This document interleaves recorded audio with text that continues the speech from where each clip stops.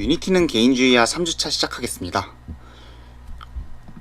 오늘은 배경 스크롤링과 게임 매니저 파트를 나갈 거고요. 그 중에서도 오늘은 움직이는 배경을 만드는 파트, 그리고 지난 강의에 만들었던 시작 발판 있죠? 그것도 배경을 따라서 움직이도록 해줄 겁니다. 그 다음엔 다양한 비율과 게임 화면에 대응할 수 있는 UI를 만들 거고요. 그리고 이 파트에 게임 상태와 규칙을 정의하는 게임 매니저를 만드는 파트가 있는데, 이거는 다음 시간에 할 예정입니다. 그러면 이제 배경을 추가하는 것부터 시작하도록 하겠습니다. 일단 게임에 하늘 배경을 추가해 볼 건데요. 저희가 배경에 쓸 스프라이트는 프로젝트 창에 스프라이트 폴더에 이미 준비가 되어 있습니다. 여기 스카이라는 이름의 스프라이트가 있죠? 이거를 쓸 건데요. 이거를 하이어라키 창으로 드래그 앤 드롭을 해주시고 위치를 0,0,0으로 바꿔주시면 하늘 배경 추가하는 거는 일단 끝입니다. 그 다음엔 카메라의 배경색을 스카이, 여기 지금 설치한 스카이 스프라이트랑 어울리도록 변경을 할 건데요. 이 배경색은 어떻게 바꾸느냐 하면, 우선 하이어라키 창에서 메인 카메라라는 게임 오브젝트를 선택하시면 인스펙터 창에 뭐가 뜨죠? 그 중에서 카메라 컴포넌트라는 게 있습니다. 여기서 클리어 플렉스라고 되어 있는 게 지금 스카이박스라고 되어 있죠? 원래 카메라 컴포넌트는 기본 값으로 배경을 가상의 하늘인 스카이박스라는 걸로 채워주는데요. 저희는 그 스카이 스프라이트에 어울리게 단색으로 바꿔줄 거예요. 이걸 어떻게 바꾸냐면, 여기 솔리드 컬러로 바꾸면 색깔을 단색으로 바꿀 수 있습니다. 그리고 이렇게 설정을 바꿨으니 어떤 색으로 채워야 할지도 정해야겠죠? 그래서 백그라운드 컬러 필드를 클릭해 주시고 컬러를 163, 185, 그리고 194로 변경해 주시면 되겠습니다. 그런데 아마 스카이 스프라이트를 배경으로 추가하면 저희가 전에 만들었던 플레이어 캐릭터와 시작전 발판이 스카이 스프라이트에 의해 가려지는 분들이 계실 거예요. 당장 저만 해도 스타트 플랫폼이랑 플레이어가 스카이 스프라이트에 의해서 가려졌죠? 이런 경우 스카이 게임 오브젝트가 플레이어 게임 오브젝트와 플레이어 스타트 플랫폼 게임 오브젝트 뒤에 그려지도록 수정을 해야 합니다. 각 게임 오브젝트가 가지고 있는 스프라이트 렌더러라는 컴포넌트가 있는데요. 이 컴포넌트가 그리는 그래픽의 앞뒤 정렬은 이 컴포넌트의 소팅 레이어, 즉 정렬 레이어라는 게 결정하거든요. 즉, 이 문제를 해결하려면 정렬 레이어를 추가해준 후에 각 오브젝트들에게 적절한 정렬 레이어를 할당해 주어야 합니다. 그러면 먼저 2D 게임 오브젝트의 스프라이트를 정렬하는 데 사용할 정렬 레이어를 추가해 보도록 하겠습니다. 우선 스프라이트 렌더러 컴포넌트에 솔팅 레이어에 디폴트라고 되어 있는 걸 있죠? 이걸 클릭하고 Add Sorting Layer를 클릭해 주시면 Tags and Layers 창이 나오는데요. 이 창에서 Sorting Layers 창에 플러스를 클릭하면요, 새 레이어가 추가됩니다. 이 추가될 레이어 이름을 백그라운드로 바꿔줄게요.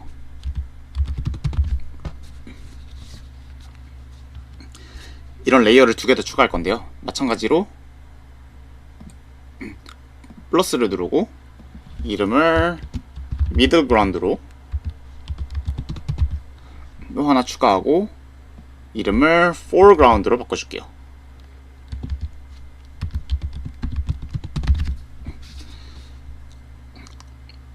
이렇게 해주시면 일단 정렬 레이어 추가는 끝입니다. 이거 만드실 때 주의해 주셔야 될 점이 하나 있는데요. 위쪽에 있는 정렬 레이어가 더 뒤쪽에 그려지고 아래쪽에 있는 정렬 레이어가 더 앞에 그려진다는 점을 주의하셔야 합니다. 자, 그러면 이제 뒤쪽에 그려질 배경 게임 오브젝트의 위쪽 정렬 레이어를 앞쪽에 그려질 플레이어 캐릭터와 시작 지점 발판의 아래쪽 정렬 레이어를 할당하도록 하겠습니다. 우선 하이어라키 창에서 스카이 게임 오브젝트를 선택해 주시고요. 스프라이트 렌더러 컴포넌트의 솔팅 레이어를 백그라운드로 해줄게요. 그 다음에 이번엔 플레이어 게임 오브젝트를 선택하고요. 스프라이트 렌더러에 소팅 레이어를 foreground로 해주시고, 스타트 플랫폼의 소팅 레이어도 마찬가지로 foreground로 해주시면 이제 배경이 플레이어 캐릭터와 발판 뒤에 그려졌죠? 이렇게 되면 성공입니다. 그 다음에는 스크롤링 오브젝트 스크립트를 완성한 후 배경과 발판에 추가하여 해당 게임 오브젝트들이 일정한 속도로 움직이도록 할 겁니다. 우선 스크롤링 오브젝트 스크립트를 스카이 게임 오브젝트와 스타트 플랫폼 게임 오브젝트에 추가하도록 하겠습니다. 우선 프로젝트의 스크립트 폴더로 이동해서 스크롤링 오브젝트 스크립트를 각각 스타트 플랫폼과 스카이 오브젝트 게임 오브젝트로 드래그 앤 드롭을 해주도록 하겠습니다. 여기 두 번 추가가 됐네요. 리무브 컴포넌트 해주고요. 자, 그러면 이제 프로젝트 창에서 스크롤링 오브젝트 스크립트를 더블 클릭해서 열어주도록 할게요.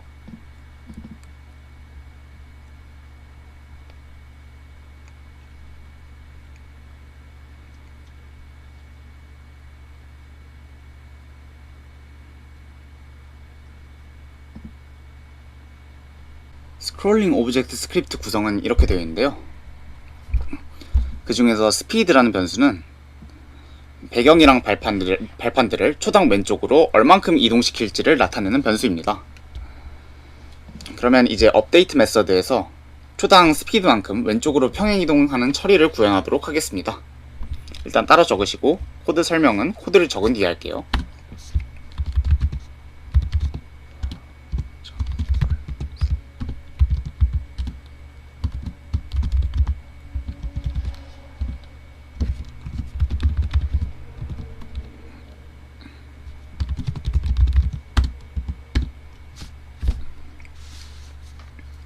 일단 여기서 transform.translate라는 메서드는 게임 오브젝트를 평행 이동시켜주는 코드고요. 얼마만큼 평행 이동하느냐 하면 여기 괄호에 있는 vector3.left 곱하기 speed 곱하기 time.delta time만큼 왼쪽으로 평행 이동을 시키게 됩니다. 그리고 vector3.left는 왼쪽 방향, 즉 -1, 0,0을 의미하게 되고요. 그 벡터의 크기를 스피드 곱하기 time.delta time 해준 만큼 곱해준 만큼 그 게임 오브젝트를 이동시켜준다는 의미가 되겠죠. 그리고 스피드는 여기서 선언한 변수라서 딱히 따로 설명이 필요 없을 거라고 생각하고요. time.delta time이 뭐냐가 문제인데요. 여기 time.delta time은 업데이트 메서드 호출 간격을 의미하게 됩니다. 예를 들어서 1초에 60프레임의 속도로 화면을 갱신하는 컴퓨터에서는 time.delta time은 업데이트가 60번 호출되니까 1초에 60번 호출되니까 60분의 1이 되겠고요. 1초에 120프레임의 속도로 화면을 갱신하는 컴퓨터에서는 업데이트가 1초에 120번 호출되니까 time.delta time의 값은 120분의 1이 됩니다. 즉 종합해보면 이 코드는 1초에 게임 오브젝트를 왼쪽으로 스피드만큼 이동시키는 코드라는 것을 알 수 있겠습니다. 그러면 이제 작성한 스크립트를 Ctrl S로 저장하고요. 유니티 에디터로 돌아가도록 할게요.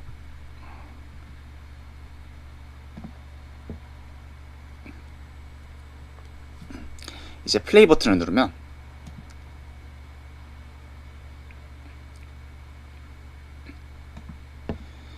시작 지점의 발판과 배경이 왼쪽으로 움직이는 것을 확인할 수 있습니다. 그런데 배경은 끊임없이 반복적으로 스크롤링이 되어야 합니다. 그런데 다시 실행을 해보면 여기 있는 구름을 주목해주세요. 처음에만 구름이 나오고 갑자기 조금 지나면 갑자기 구름 없이 단색 배경만 나오죠? 이건 배경이 반복적으로 스크롤링 되지 않고 있다는 증거입니다. 그러면 어떤 방식으로 반복되는 배경을 만들어야 할까요? 그렇다고 스카이 오브젝트를 무한히 만들어서 배치하는 건 조금 낭비가 심하죠. 이제 반복되는 배경을 만드는 방법을 알아보도록 할게요. 어떻게 하면 되느냐 하면 일단 스카이 게임 오브젝트를 두 개 이어붙여서 길게 만듭니다. 각 배경 게임 오브젝트는 왼쪽으로 계속 움직이다가 게임 오브젝트의 여기 예제를 볼게요. 각 게임 오브젝트는 왼쪽으로 계속 움직이다가 게임 오브젝트의 왼쪽 위치가 X축 위치가 배경 게임 오브젝트의 마이너스 width 이하라면 너무 많이 왼쪽으로 이동했다고 판단하고 현재 위치에 2 곱하기 width만큼 더한 위치로 순간 이동을 하게 돼서 배경 스크롤링이 무한히 반복되게 됩니다. 여기서 스카이 오브젝트의 가로 길이를 어떻게 아냐 하는 의문이 들 수 있는데요. 여기서 스카이 오브젝트의 가로 길이 width는 그 스카이에 박스 콜라이더 2D 컴포넌트를 추가하면 알 수 있습니다. 어떻게 알 수 있냐? 박스 콜라이더 컴포넌트의 사이즈 필드의 x 값이 여기 가로 길이에 해당하거든요. 이 값을 통해서 알 수 있습니다. 다만 스카이 게임 오브젝트가 다른 게임 오브젝트를 물리적으로 밀어내면 안 되겠죠? 그렇기 때문에 박스 콜라이더 2D 컴포넌트는 트리거로 설정할 예정입니다. 자, 그러면 이제 박스 콜라이더 2D 컴포넌트를 추가하고 백그라운드 루프 스크립트를 준비하도록 하겠습니다. 먼저 하이어라키 창에서 스카이 게임 오브젝트를 선택해 주시고요. 여기서 add 컴포넌트를 눌러서 박스 콜라이더 2D를 추가하도록 하겠습니다. 그리고 박스 콜라이더 2D를 트리거로 설정하겠다 했죠? 그렇기 때문에 박스 콜라이더 2D 컴포넌트에 is 트리거를 체크해 줍니다. 다음엔 스크립트 폴더로 이동해서 백그라운드 루프를 하이어라키 창에 스카이로 드래그 앤 드롭 해주시고요. 잘 추가해주셨는지 확인해 주셔야 됩니다. 그리고 백그라운드 루프 스크립트를 더블 클릭해서 열도록 하겠습니다. 그러면 이제 백그라운드 루프 스크립트를 작성하도록 할 건데요. 그 전에 여기 awake라는 메소드가 있죠. 이 awake라는 메소드에 대해서 간단히 설명해 드리도록 할게요. 이 awake 메소드라는 거는 start 메소드처럼 초기 1회 자동 실행되는 유니티 이벤트 메소드인데요. 다만 start 메소드랑 차이가 있다면 awake 메소드가 start 메소드보다 실행 시점이 한 프레임 더 빠르다는 점에서 차이가 있습니다. 저희는 이 awake 메소드에서 여기 width라는 변수가 있죠. 이 변수에 스카이 게임 오브젝트의 가로 길이를 할당해 주도록 하겠습니다. 우선 박스 콜라이더 2D 변수를 선언하고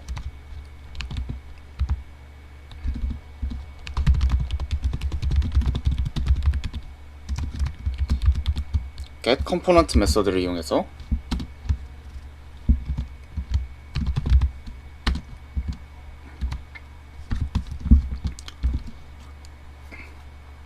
할당해 주도록 하겠고요. 그 다음에 width 변수에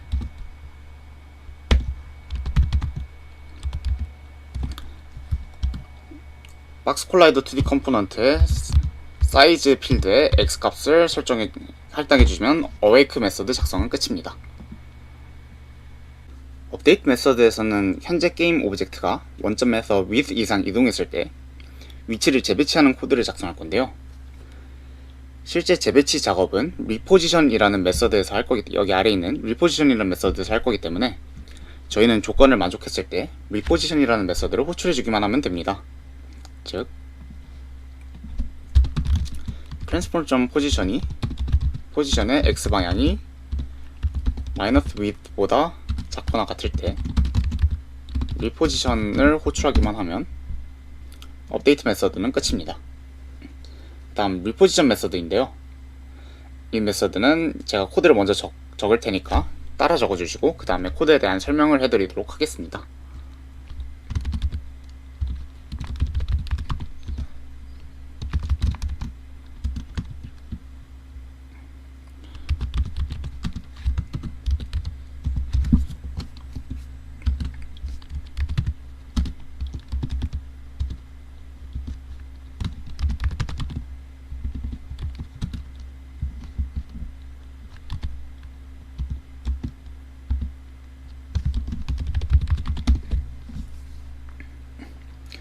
우선 vector2 타입의 offset이라는 변수를 선언해서 얼마만큼 오른쪽으로 얼마만큼 이동시켜 줄지를 담아 주었습니다.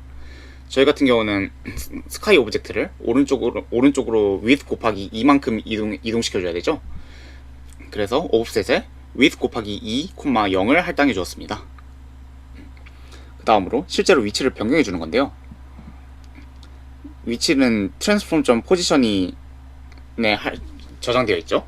이 저장된 위치를 transform.position 플러스 offset으로 바꿔주시면 현재 오브젝트의 실제 위치가 오른쪽으로 offset만큼 이동하게 됩니다. 근데 여기서 주의해야 될 점은 벡터 3 타입과 벡터 2 타입, 여기 transform.position이 벡터 3 타입이거든요. 근데 여기서 벡터 3 타입과 벡터 2 타입을 그냥 더할 수는 없기 때문에 벡터 3 타입인 transform.position을 벡터 2 타입으로 형변환해서 줘야 한다는 걸 주의하셔야 되고요. 그리고 벡터 3 타입에 벡터 2 타입을 할당하는 것은 딱히 상관이 없습니다. 대신 이 벡터 2 값이 z 값이 0인 벡터 3 값으로 자동 형변환되어 할당된다는 점 알고 계시면 되겠습니다. 그러면 이 백그라운드 루프 작성이 끝났으니까 컨트롤 S로 저장하고 유니티 에디터로 돌아가도록 하겠습니다. 이제 스카이 게임 오브젝트 두 개를 만들어 이어붙이고 무한 스크롤링 되는 배경을 완성합니다. 우선 하이어라키 창에서 스카이 오브젝트를 선택하고 컨트롤 D를 누르면 복제가 되는데요. 복제된 이 스카이 1 게임 오브젝트의 위치를 20.48, 0,0으로 바꿔주시면 됩니다. 여기까지 했으면 플레이 버튼을 눌러서 배경이 제대로 반복되는지 테스트 해보도록 할게요. 씬을 시작하면 스카이 게임 오브젝트가 왼쪽으로 가다가 갑자기 오른쪽으로 순간 이동하는 방식으로 배경이 무한 반복이 된다면 성공입니다. 확인했다면 플레이 버튼을 해제하고요.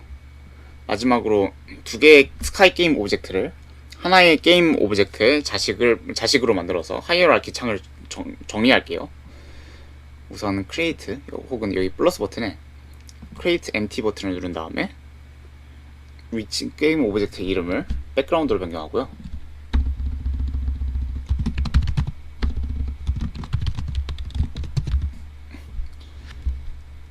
그리고 위치를 0,0,0으로 변경합니다. 그리고 하이어라키에 스카이와 스카이 1을 백그라운드로 드래그 앤 드롭해서 백그라운드의 자식으로 만들면 움직이는 배경 완성이 드디어 끝났습니다. 배경 완성이 끝났으니 이제 점수와 게임 오버 메시지 등을 표시하는 UI를 만듭니다. UI를 구성하기 위해서는 먼저 모든 UI 요소를 잡아주는 루트 게임 오브젝트인 캔버스 게임 오브젝트부터 만들어야 합니다. 먼저 유닛원에 캔버스를 생성하고 캔버스가 다양한 해상도에 대응되도록 만든 다음 UI 게임 오브젝트를 생성하도록 하겠습니다. 캔버스는 UI를 잡아두는 틀이기 때문에 캔버스의 크기나 가로 세로 비율 같은 게 달라지면 캔버스에 배치된 UI의 모습도 다르게 보이게 됩니다. 캔버스의 크기는 게임을 실행 중인 화면의 해상도가 결정하는데요. 그런데 캔버스 컴포넌트의 UI 스케일 모드의 기본 설정인 고정 픽셀 크기 내지는 컨스턴트 픽셀 사이즈라고도 하는데요. 아무튼 그 경우에는 캔버스 크기가 변해도 UI 요소의 크기는 변경되지가 않습니다. 이 경우 화면 크기가 달라지면 UI 요소의 크기나 UI 요소 간의 간격이 의도와 다르게 커지거나 작아지는 문제가 생깁니다. 여기 있는 예시를 볼게요. 고정 픽셀 크기 설정의 경우 캔버스 크기가 커져도 여기 있는 UI 요소의 크기는 그대로죠. 그래서 활성도가 커지면 UI 요소가 좀 더 작아진 것처럼 보입니다. 그리고 고정 픽셀 크기의 경우 초고해상도 모니터에서 플레이할 경우에는 UI가 알아보기 힘들 정도로 작아지는 등의 문제가 생길 수도 있습니다. 저희는 다양한 크기와 비율의 화면에서도 유니런 UI의 크기와 배치를 일정하게 유지하고 싶습니다. 이럴 때 쓸 수 있는 게 기준 화면의 크기를 정하고 실행 화면이 기준 화면보다 크거나 작을 때에는 자동으로 비율에 맞게 확대 또는 축소해주는 화면은 크기에 따라 스케일 모드 내지는 스케일 with screen size라고도 하는데요. 아무튼 그런 모드를 UI 스케일 모드로 사용할 수 있습니다. 아까와 같은 예시로 비교해 보겠습니다. 이 화면 크기에 따라 스케일 모드에서는 실행 중인 화면의 해상도가 640 곱하기 360보다 크거나 작아도 무조건 캔버스의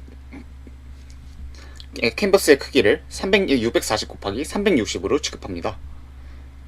다른 크기의 화면에 캔버스가 그려질 때에는 캔버스 자체를 확대하거나 축소하죠. 즉 오른쪽 그림에서 실제 캔버스의 크기는 1280 곱하기 720, UI 요소의 크기는 400 곱하기 400으로 증가하지만 수치상으로는 여전히 640 곱하기 360 크기의 캔버스에 200 곱하기 200 크기의 UI 요소가 있다고 가정을 하는 방식입니다. 이런 방식으로 640 곱하기 360 화면에서의 UI 배치 모습을 다른 크기의 화면에서도 유지할 수 있습니다. 또한 이 모드의 경우 작은 픽셀 크기로 그려진 최종 화면을 강제로 잡아 늘리는 방식이 아니기 때문에 이미지가 깨지는 현상에 대해서는 걱정할 필요가 없다고 합니다. 그렇다면 화면 비율 자체가 다를 땐 가로와 세로 중 어디에 맞춰야 할까요? 화면 크기에 따라 스케일 모드는 실제 화면과 기준 해상도 사이의 화면 비율이 다른 경우 캔버스 컴포넌트의 일치 값이 높은 방향의 길이를 유지하고 다른 방향의 길이를 조정합니다. 여기 있는 예시를 볼게요. 기준 해상도가 640 곱하기 360일 때 그리고 가로로 긴 600 곱하기 100 크기의 UI 요소를 배치했다고 가정해 봅시다. 그리고 실제 게임 화면 크기는 1280 곱하기 900이라 하면 게임 화면에서 일치 필드의 값에 따라 인스펙터 창에 표시되는 캔버스 크기는 다음과 같습니다. 각각 다음과 같습니다. 우선 가로 일치가 1.0인 경우 캔버스의 가로 길이를 640으로 고정하고 세로 길이를 변경합니다. 반대로 세로 일치가 1.0일 경우 캔버스의 세로 길이를 360으로 고정하고 가로 길이를 변경합니다. 이에 따라 일치값이 높은 방향은 UI 레이아웃이 그대로 유지되지만 다른 방향의 레이아웃이 망가질 수도 있습니다.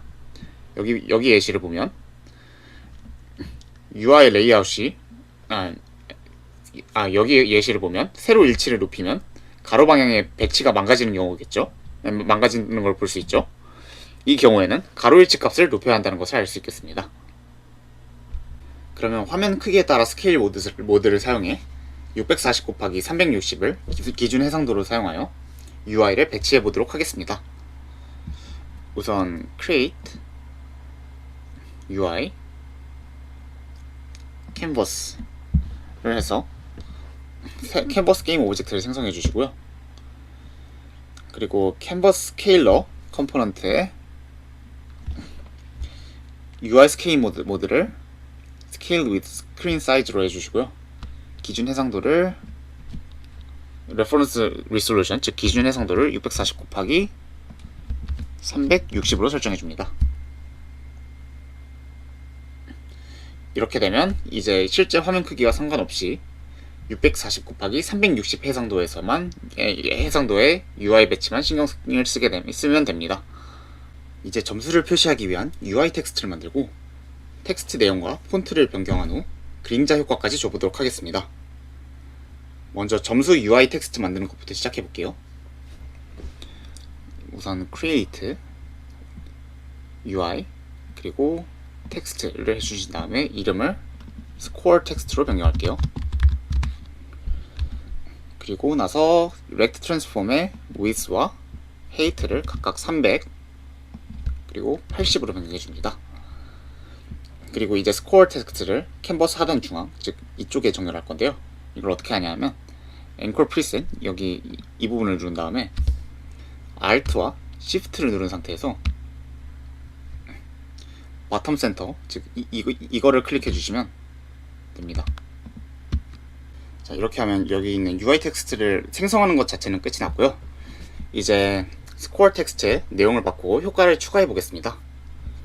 우선 텍스트 컴포넌트에 텍스트 필드, 즉 텍스트의 내용을 담는 곳에 내용을, 텍스트의 내용을 스코어 콜론 0으로 바꿉니다. 그 다음 폰트 필드 옆에 선택 버튼을 누르고 캐니 미니스퀘어라는 폰트를 사용할 거기 때문에 이 폰트를 더블 클릭해 주시면 선택이 됩니다. 그리고 폰트 사이즈는 50으로 해주고요. 그 다음에 얼라이먼트를 센터, 미들, 즉 그 텍스트 상자의 중앙에 정렬을 해주고요.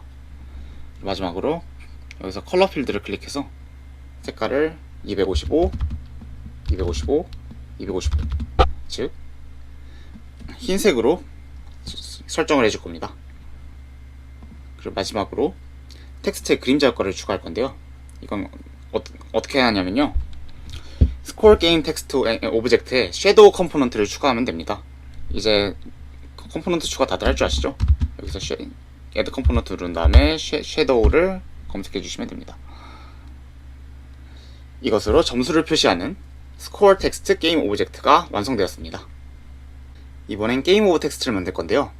빠르게 만들기 위해서 스코어 텍스트를 복제해서 필요한 부분만 수정해서 쓰도록 할게요. 하이어라키 창에서 스코어 텍스트를 선택하고 컨트롤 D를 누르면 복제가 되고요. 이 복제된 스코어 텍스트 1의 이름을 게임 오버 텍스트로 변경해 줍니다.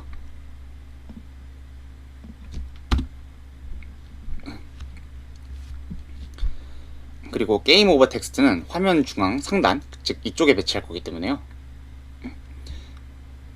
이 앵커 프리셋 누른 다음에 Alt Shift를 누른 다음에 탑 센터를 눌러줍니다. 누른 채로 Alt Shift를 누른 채로 눌러주셔야 됩니다. 그리고 텍스트 컴포넌트의 텍스트 필드 값을 게임 오버로 변경해 주시고요. 게임 오버 느낌표로 변경해 주시고요. 마지막으로 컬러 필드의 값을 컬러 필드를 클릭해서 폰트 컬러를 붉은색 255, 66, 85 정도로 변경하도록 하겠습니다. 이렇게 하면 게임 오버 텍스트도 완성이 되었습니다. 이제 게임 오버 텍스트 아래에 게임 재시작 방법을 안내할 UI 텍스트인 리스타트 텍스트 게임 오브젝트를 만들겠습니다. 마찬가지로 하이어라키 창에서 게임 오버 텍스트를 컨트롤 D로 복제해서 진행할 거고요. 그리고 이 복제된 게임 오버 텍스트 1의 이름을 리스타트 텍스트로 바꿀게요. 그 다음 리스타트 텍스트는 게임 오버 텍스트의 아래쪽에 배치될 거기 때문에 렉트 트랜스폼의 컴포넌트에 포스 Y 값을 마이너스 40으로 변경을 할게요. 이러면 게임 오브 텍스트보다 약간 아래로에 배치되죠. 그리고 그 다음에 텍스트 컴포넌트의 텍스트 필드를, 즉 내용을 점프 투 리스타트로 변경하고요.